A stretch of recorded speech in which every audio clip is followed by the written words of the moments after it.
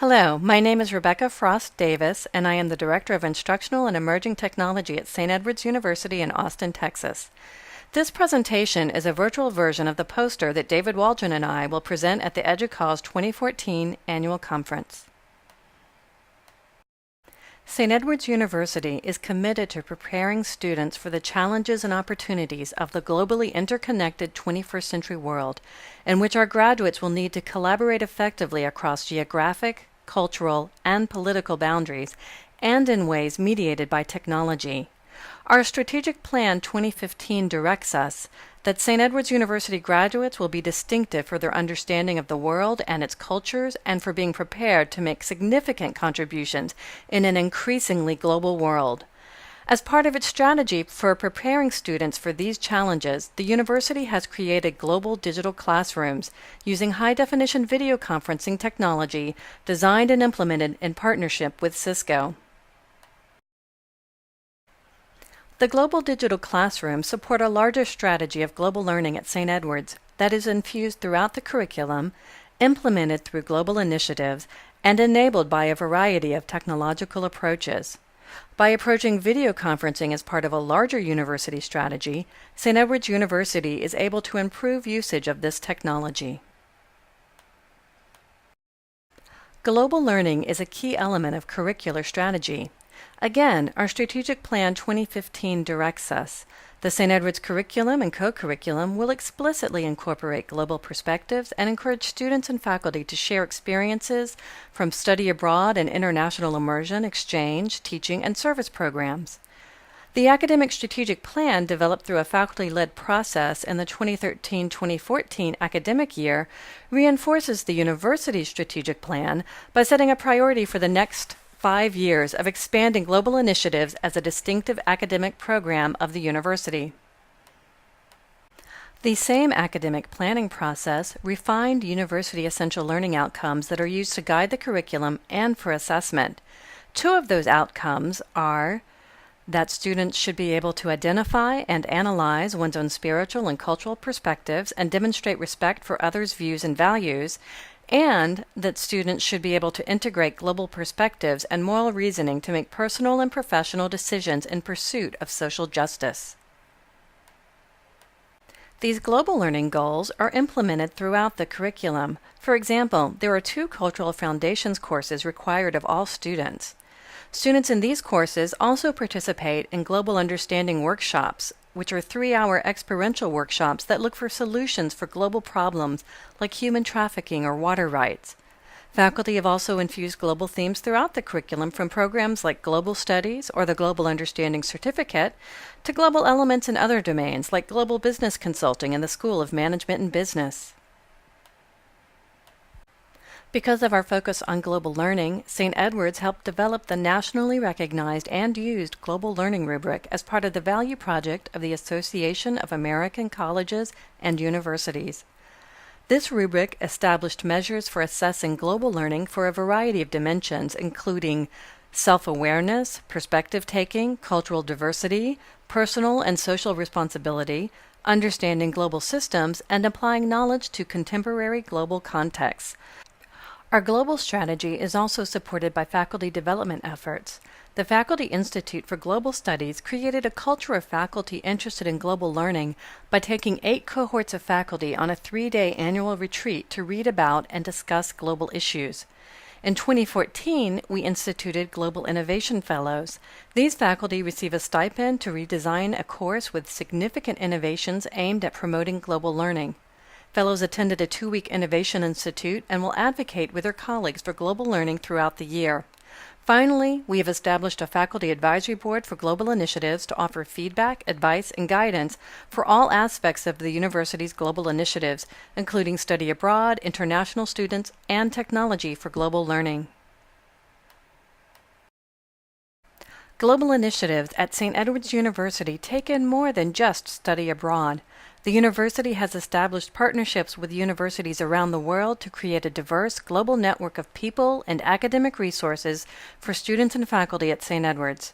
Such networks, connected by powerful technologies like our global digital classrooms, represent a new model for global learning, one enabled by the affordances of global information and communication networks. This model equips students to navigate successfully the emerging global workplace they will enter and prepares them to help solve the increasingly global problems humanity faces. Currently, 26% of all St. Edward's graduates study abroad, compared to a national average of 9%. Our goal is to increase that number to 50% by 2020. Study abroad, however, is a punctuated experience for students. We seek to build out from that experience with global learning in the curriculum and other opportunities for global interaction. Our network of partner institutions is a key part of that strategy. These are more than just locations for study abroad or student exchanges. We also seek to link to the global institutions on a regular basis by developing joint courses and programs and drawing on them repeatedly for global perspectives. Information technology plays a key role in this partnership strategy by providing the tools to support such interaction efficiently. Again, our strategic plan directs us. St. Edward's University students and faculty will connect with their peers and interact with international experts through an increasingly global and digital classroom and will customize their own learning environments through the power of technology. The global digital classroom is not just a physical space, it is a logical construct, a technology ecosystem composed of advanced video conferencing and complementary synchronous and asynchronous technologies that allow faculty and students in locations around the world to come together virtually for a wide range of learning opportunities. The high-definition video conferencing rooms in the newly constructed Monday Library are the most visible part of this digital ecosystem. Each room seats 24 students. One room has traditional classroom seating, while the other has movable furniture. The video conferencing in the global digital classrooms is powered by Cisco Telepresence. Each global digital classroom is equipped with 5 large TV screens, a large whiteboard, and 2 video cameras for a complete view of the room. Since the rooms were first constructed, we have also added and begun experimenting with new speaker tracking cameras. Each room also has 4 ceiling-mounted microphones to record audio anywhere in the room, 1 lapel mic, and 1 microphone at the instructor station. The instructor's lectern also provides faculty with a touch panel control, interactive monitor and pen, which allow for computer display and annotation of presentation materials. The lectern also offers a document camera for displaying non-digital materials and cables for laptop display and audio. These tools, along with real-time voice and video capabilities, allow instructors to integrate a virtual environment and still preserve a close personal interaction with students in the room. Through the tools available in the global digital classroom, students have the opportunity to experience the world from their own campus. Cisco LectureVision and Viopta vPublish technologies have been integrated to record video conferences, lectures, guest speakers, and events using built-in cameras and microphones. These videos are then archived using Cisco Show and Share, a secure video sharing application that creates a portal just for St. Edward's University, which can be shared privately among a class or posted publicly. Using the Cisco Jabber web client, instructors can directly record videos from any laptop or computer across campus. The one-touch recording solution automates the processes of tagging, transcoding, and publishing the content for students and faculty to consume. On the IT side, the video management and security burden is lessened in part due to the ability to automatically tag lectures with metadata. In spring 2014, as part of our pilot use of the global digital classrooms, 8 classes from 6 departments and 4 schools had regularly scheduled class meetings in these rooms. In addition, there were nearly 50 ad hoc uses connecting students and faculty and others in a network that reaches from Austin to Angers, France to Asia. Ad hoc use of the rooms saved 21 trips in the continental U.S. and 41 international trips. These uses have also established important models of how the global digital classrooms can connect our students to a global learning network. Uses ranged from recording student presentations to connecting with national and international experts to interacting with students at universities abroad. While designed for global use, a significant number of pilot uses also connected students with national and even local sites. Global connections included Peru, France, England, Germany, Pakistan, China, Japan, and Russia. In particular, video conferencing allows students to reach places like Pakistan or even Russia where travel may be difficult. Also, many of our students cannot travel abroad due to academic, work, or financial constraints. Using video conferencing, students can make global connections more frequently and both before and after global travel. When promoting use of the global digital classrooms, we built on well-established practice of using technology for global interaction. Faculty had already been using desktop video conferencing tools like Skype and Illuminate. A fall 2013 survey of faculty found that 21% had used desktop video conferencing, while 45% wanted to. In addition, while only 4% had used standard or high-definition video conferencing, 47% were interested in using it. Based on this interest, we were able to pilot high-definition video conferencing in 2011, and then pilot the global digital classrooms in the library in spring of 2014. As of fall 2014, the two spaces are now in full production use. Instructors have found a variety of curricular uses for the spaces. They bring in guest speakers, like an expert on technical writing joining a course on writing for global audiences. There are class-to-class discussions, like students at St. Edward's University meeting jointly with a class at our partner institution in Koblenz, Germany, for a course on global business ethics. Students interview experts, like those in a course on comparative legal systems talking to lawyers around the world. When faculty or students have to be remote, they can also take advantage of the global digital classrooms.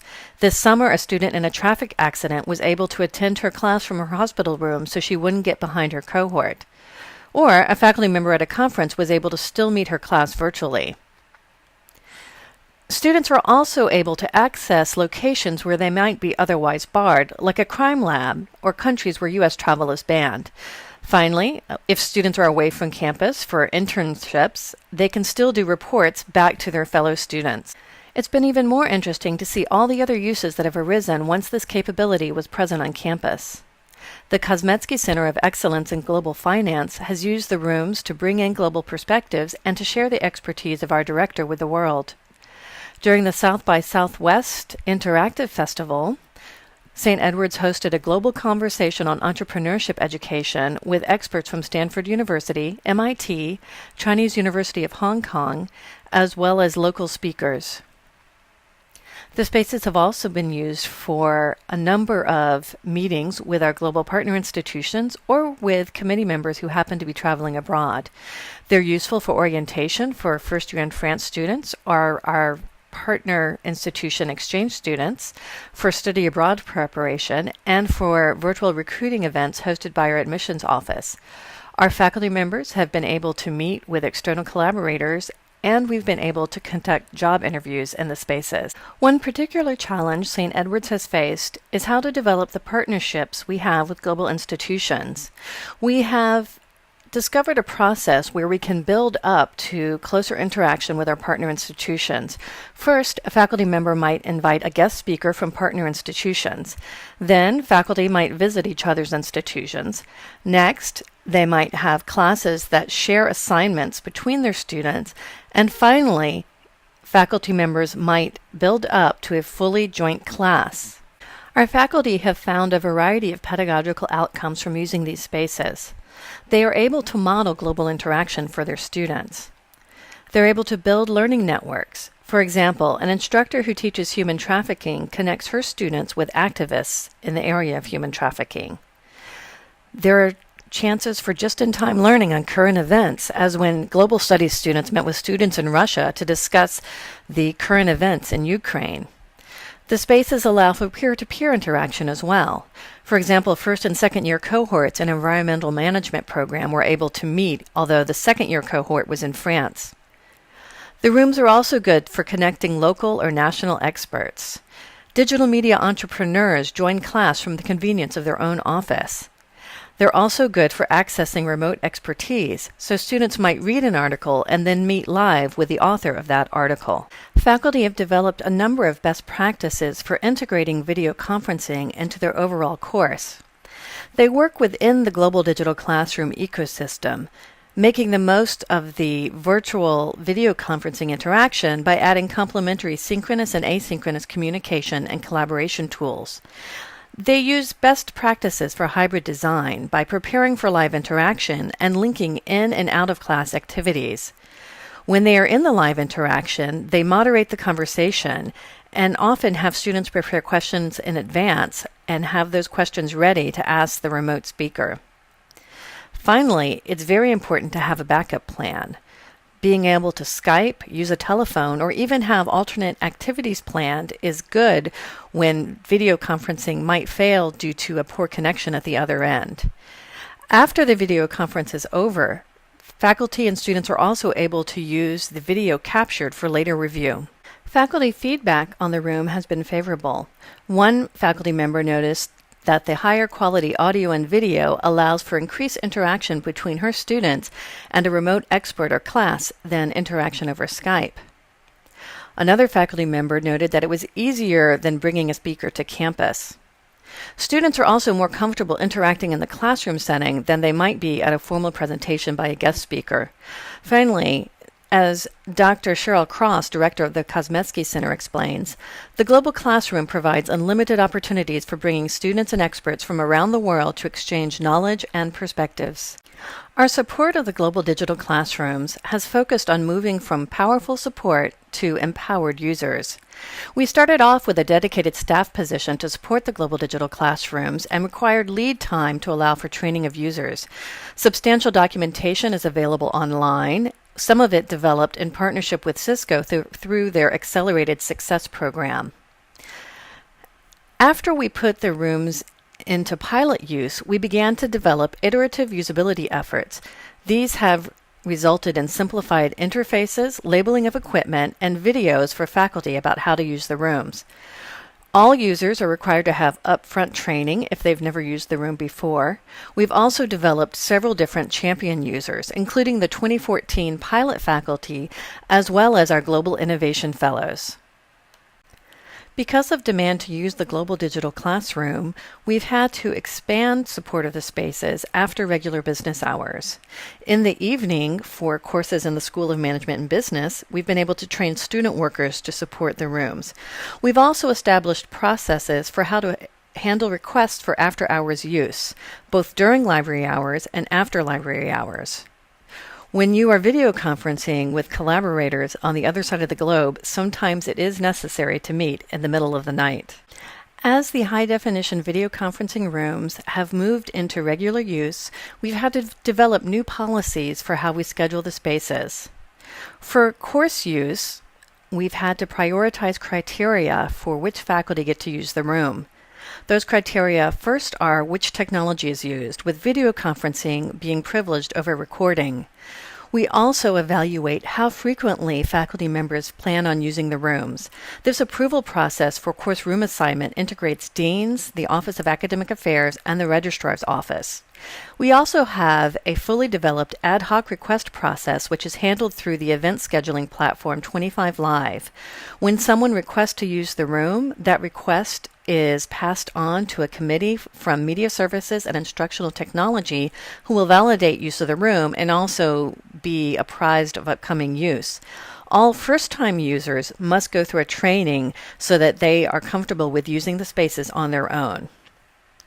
With these new policies, with our evolved staff support model, and with a growing body of best practices for using these video conferencing classrooms, we look forward to making the most of them to increase global interactions for our students, faculty, and staff in the future. Thank you.